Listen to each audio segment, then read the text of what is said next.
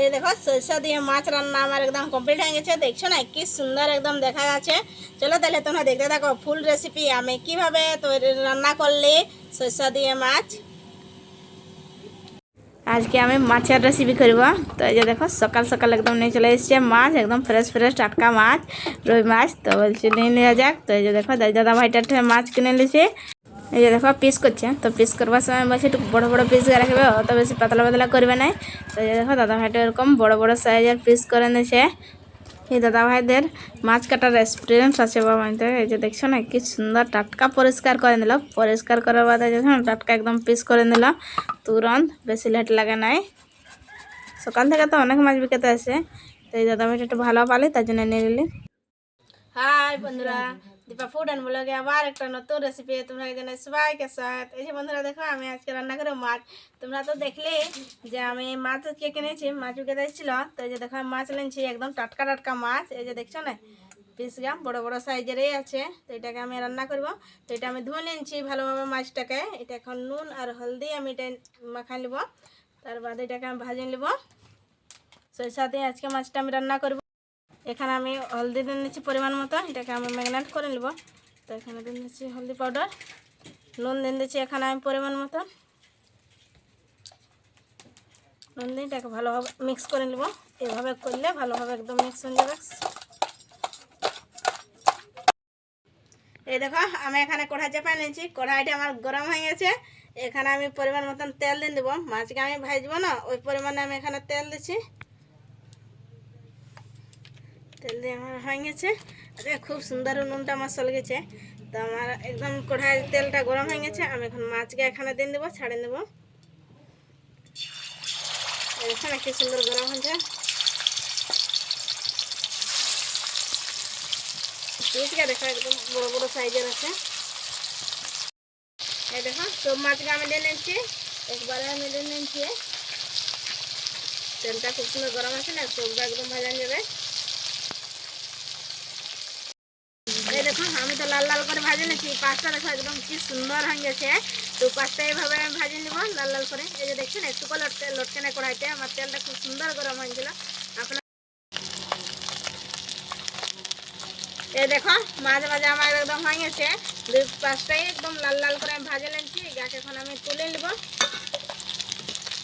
খুব সুন্দর একদম ভাজা গেছে মাছকে। এই দেখো মাছ ভাজা আমার একদম কমপ্লিট হয়ে গেছে। আমি লাল লাল করে মাছ ভাজে নিয়েছি। তো ওই কড়াইতে আমি চাপা নিয়েছি।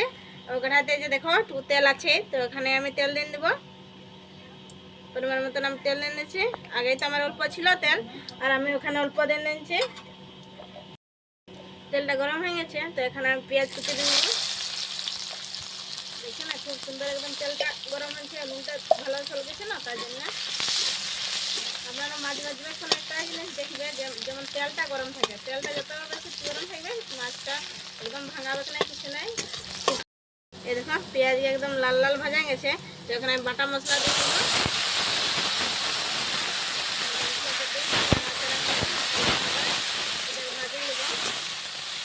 এখানে পেঁয়াজ দিয়েছি আর সরিষা লঙ্কা, কাঁচা লঙ্কা দিয়ে আমি একটা পেস্ট তৈরি করে দিয়েছিলাম।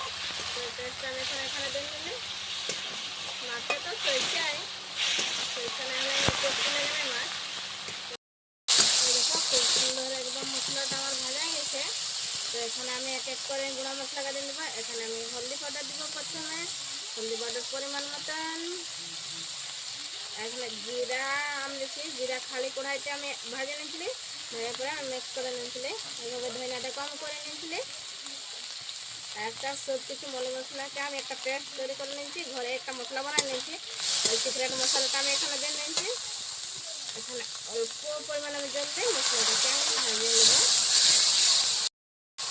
সিক্রেট মশলা আমি এখানে বললি, সিক্রেট মশলা মানে যে বাড়িতে একটা তৈরি করে নিয়েছিলি মশলা, জিরা, লবং, ধনিয়া, দালচিনি, যা যা মশলা খাই মশলা সবগুলো দিয়ে ভাজি খালি কড়াইতে ভাজিছিলি।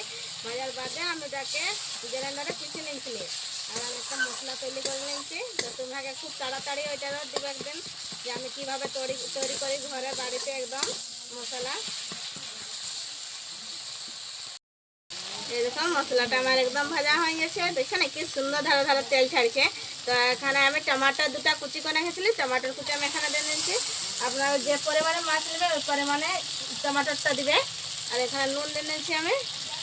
আর এটাকে নাড়াচাড়া করে টমাটোরটা আগে ভাজিয়ে নিব, যেমন একদম মশলার সাথে মিক্স হয়ে যায়। বেশি দিবে না এখানে টমাটোর, যখন চেটাপনটা লাগবে চেটাপনটাটুকু বেশি লাগবে। এই দেখো মশলাটাই ভাজা হয়ে গেছে আর টমাটোটাই দেখো কি সুন্দর, খুব সুন্দর একদম আমার গলে গেছে। তো এখানে আমি জল দিয়ে নেবো, পরিমাণ মতন জল দিয়ে নেবো। আর মাখা মাখা নামকাবো তার জন্য আমি ওই পরিমাণে জল দিয়েছি।